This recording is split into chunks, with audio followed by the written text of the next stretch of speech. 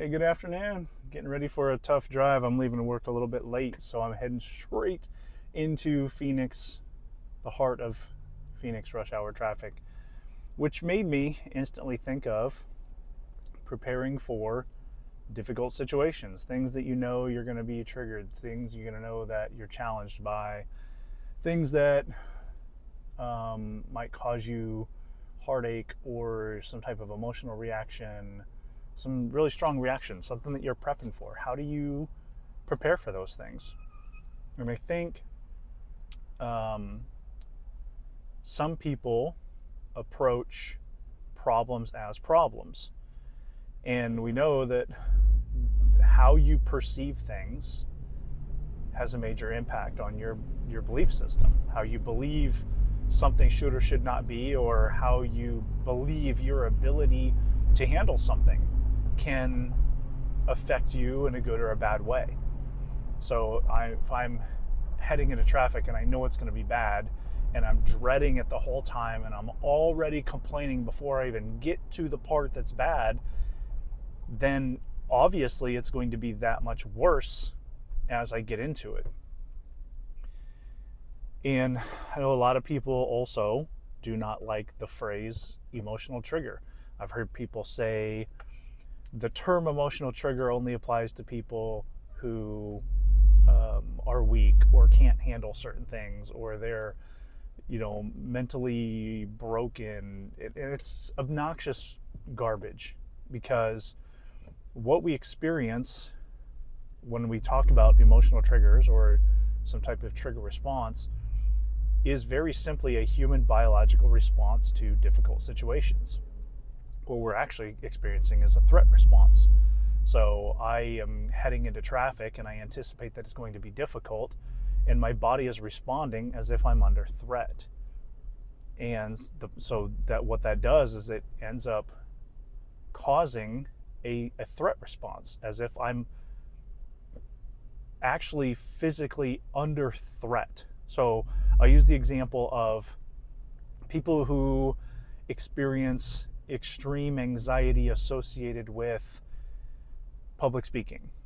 If you experience a fear associated with public speaking, the biological response, the mental, emotional, and physical responses that you experience associated with being nervous and scared about public speaking is no different than the mental, physical, emotional response that you experience if you were face to face with a bear in the woods.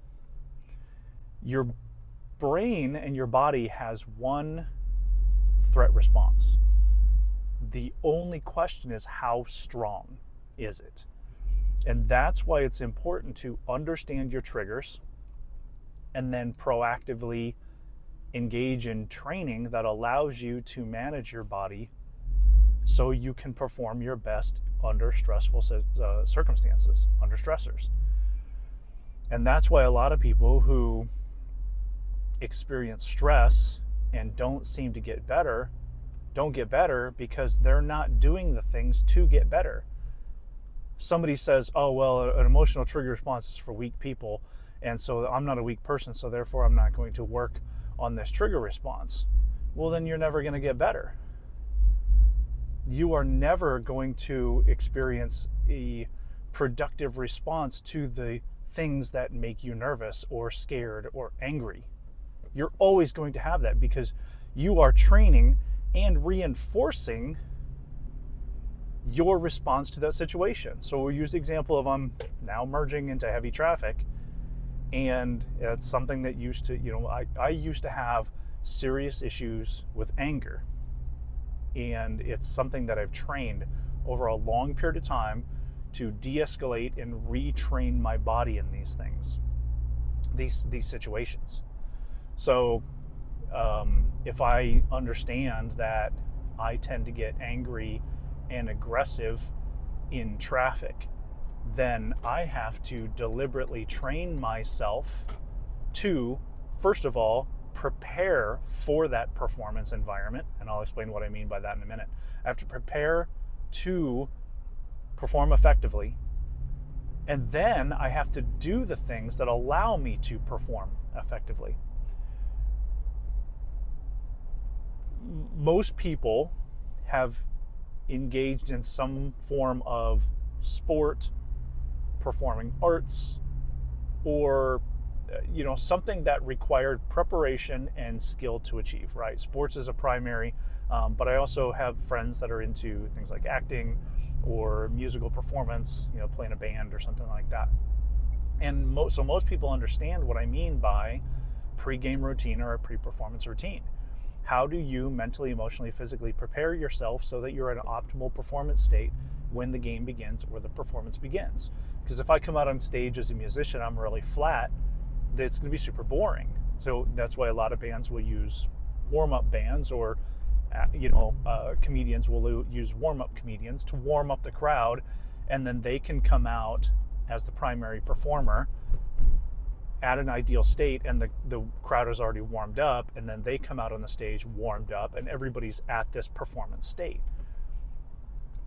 And so, but having a pre-performance routine doesn't guarantee that you're going to perform well. So not only do you have to prepare yourself to perform in whatever the environment is that you're going to perform in, you have to practice the skills that allow effective performance. So if I use the example about, okay, if I say that, hey, we're going to walk out the door and go run a marathon, most people are going to say no, hell no, because not only do I not want to run one, but I'm not prepared even if I needed to. But if you give me a 3 to 4 month training program, I'm probably going to be able to prepare. Preparation is only as good as the plan, and the plan is only as good as I follow the plan and prepare for it. Because even if I'm in the mindset of, okay, I'm going to prepare myself pre-race, if I haven't done the training when I get into the race, I'm not going to be able to perform very well. So you use that analogy for driving, and use the example of, okay, let's say I've got anger issues and it leads to aggressive driving, which could lead to some type of, what do they call that? The aggressive driving, road rage.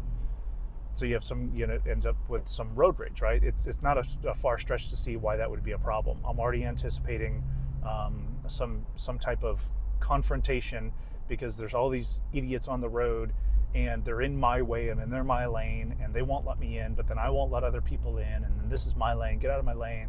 Like, you could see how that would easily escalate to a road rage incident. So how do you do those things, right? The theory is only as good as the implementation. Well, it starts with self-awareness. And if you are able to recognize certain situations that trigger an strong emotional and physical response. If you imagine something that makes you anxious, makes you scared, makes you angry, and then you have the physical response of muscle tension or sweating or nerves, or I'm too scared to actually effectively drive. Those are the responses, and it's associated with your thought patterns. And I use the example of the thought patterns. If I'm angry in traffic, I'm probably thinking or even talking out loud of these assholes on the road, and these, get out of my lane, and I'm, you won't let me in, so I'm going to cut you off. Those are actually the thoughts that are going on inside your head. Even more powerful if you're actually speaking them out loud, if you really want to get, the crazy driver mentality. So that's where your emotion and your physical reactions come from. It's your belief system about the situation. It's beliefs about your ability to handle the situation, or lack of awareness of how things affect you. So it really does start with self-awareness, and that seems so cliche, and there's a reason why a lot of these things that we talk about seem overused. Well, it's because they're effective. You should do them. It's just some people talk about them and not effectively, right? So it creates a lot of noise. And sometimes you're like, are we really going to talk about mindfulness again? Like, that's so obnoxious. Well, you probably have heard about it too much because it's being used by a lot of people, but just also understand that there are a lot of people that are talking about it and using it the wrong way. So when you simplify and you really understand what we're talking about here, self-awareness is where it begins. It's what are those certain situations that might make you anxious or angry or nervous or some other strong emotion? And that's where the importance is. Try to find a single emotion, the most powerful thing that you're feeling, and then understand, we're working it backwards. Tie that emotion to a circumstance. Driving in traffic, I tend to get angry. Right? A difficult conversation makes me defensive and defensive. Right? That's a emo is not really an emotion. It makes me frustrated. I don't know. You name it. I don't want to tell you how you feel. But the more you can dial it in, the more you can start understanding, oh, okay, this certain situation, I tend to feel this. Okay, now you've connected the two, then you have to start understanding, well, what are the thought processes associated with that? What am I thinking at the time or prior to that? If you're already tense before you get into traffic, what are you telling yourself? And you can even write this down. This is the situation. Here's the emotion tied to it. These are the thoughts that are probably driving that. And you start becoming more self-aware, because the accountability piece is nobody can make you feel anything. Nobody can make you feel anything. Nobody can make you feel happy. Nobody can make you angry. Nobody can make you fearful. You're doing it to yourself. It's your belief system about the situation, your ability to handle the situation, your shoulds and should nots about how the world should and should not work, or how people should or should not act, and you're doing it to yourself. Because remember the pattern that thoughts drive emotions, and every emotion is tied to a physical reaction. The stronger the emotion, the stronger the physical reaction. And emotions are neither positive or negative. They're just the result, right? So we're not talking about positive and negative. That you start labeling emotions positive and negative, and it removes it from effective actions, and you start chasing emotions. It's not, we'll get into that another time, but don't do that. Just simply acknowledge, non-judgmental awareness. I feel this in this circumstance, and these are the things that are driving that. Really dive into that depth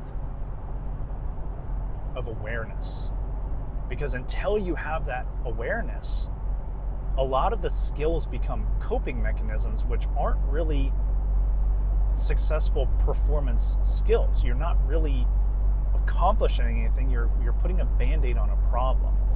So if you don't understand how you're functioning in certain situations, people are like, oh, use breathing techniques. Well, that's good for a period of time, but you're not really accomplishing, you're not solving the root problem. So we got to get to the root problem so you can identify what the actual skills are that you need to implement.